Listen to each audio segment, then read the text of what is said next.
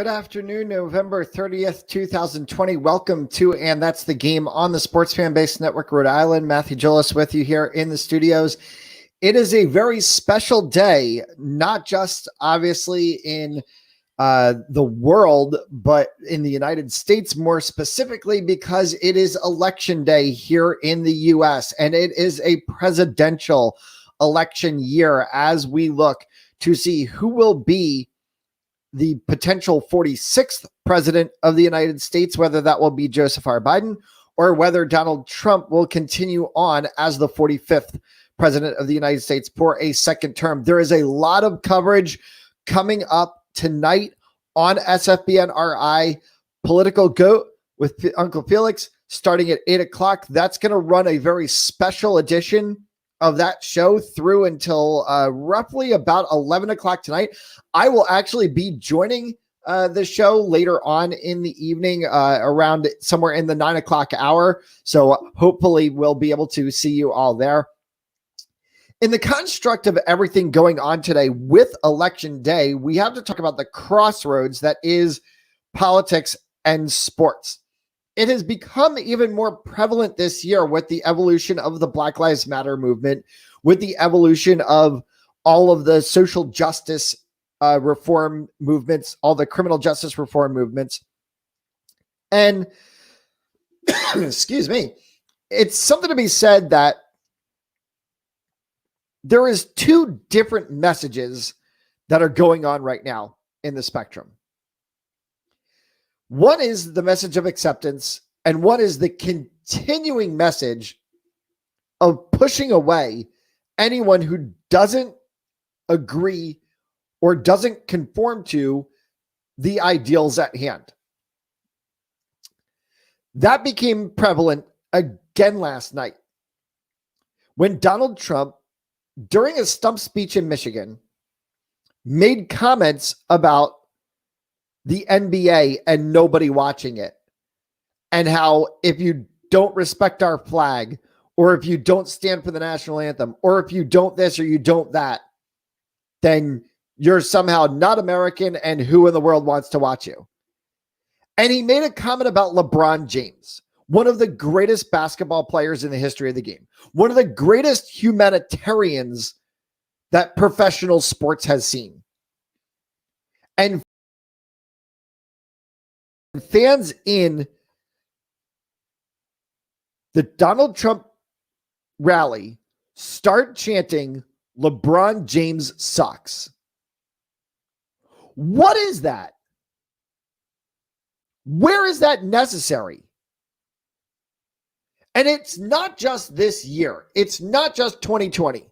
This goes all the way back to 2015. Remember, Donald Trump was the first person who made any negative or derogatory comments about Colin Kaepernick.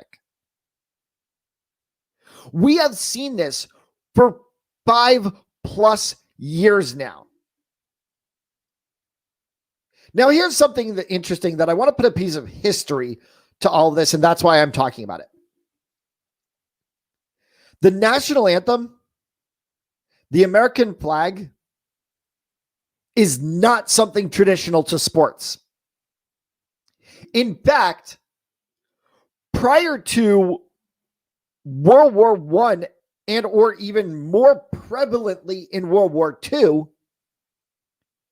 the national anthem was not played before the beginning of sporting events unless it involved a U.S. team, and that was only at the Olympics or in an international competition.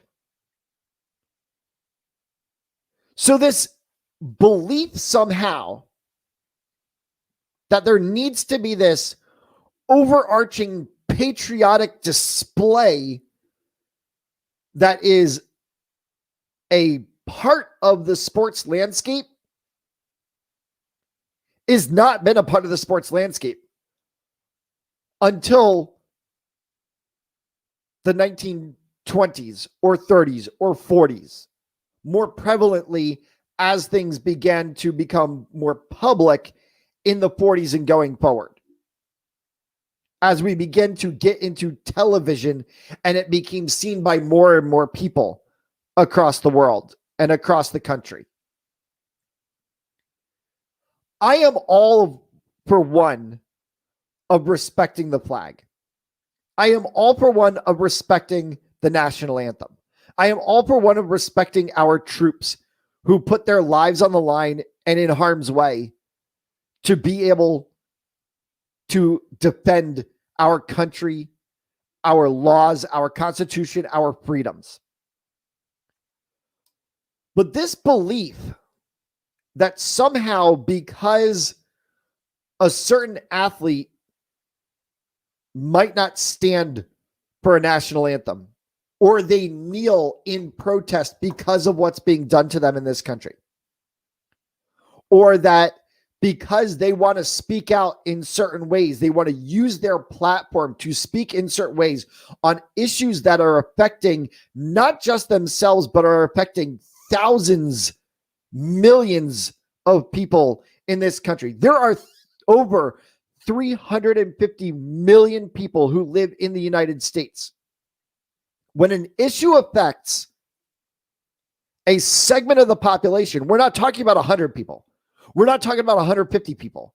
We're talking about millions of people. So whether it's been from Colin Kaepernick to any of the other NFL players, to any of the NBA players, to the NHL players, to the Major League Baseball players,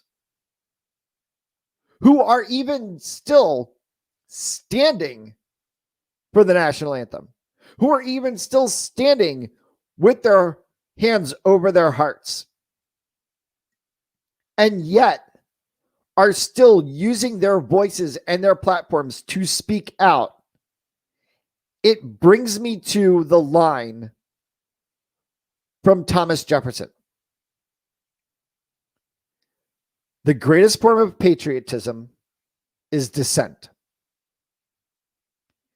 There are patriots among us. There are patriots in every single space among us. And there are patriots in our pro sports leagues. And yes, while they may be using their voice and they may be speaking out, they are still standing for our country. They are still standing for the men and women who have served our country, who have some given the ultimate sacrifice. But when your country is not right, when your country is not treating everyone equally, and you have a platform like athletes have, when you have a platform like politicians have, when you have the crossroads of politics and athletes, you have a right, a duty, an obligation to yourself, to your teammates, to your fellow citizens, to your country to speak out. A silent majority will never be heard. A loud majority will be heard. I give props to Colin Kaepernick, to LeBron James, to Matt Dumba, to Bubba Wallace, to any athlete who has ever had the guts to be able to say, I'm going to speak out because this isn't right. This is not the embodiment of all men are created equal. Today's election day. It is one of the biggest games that we have not related to sports. Hopefully, the games will continue for years to come. And that's the game for November 3rd, 2020. Thank you all for tuning in on the channels of Sports Fan Base Network Rhode Island. I'm Matt Jolas. Don't forget Political Goat with Uncle Felix. Our live election night coverage starts at 8 p.m. right here on all of the SFBN RI channels. And I will see you tomorrow at 4 o'clock right back here for another edition of And That's the Game. Thank you all. Have a great night.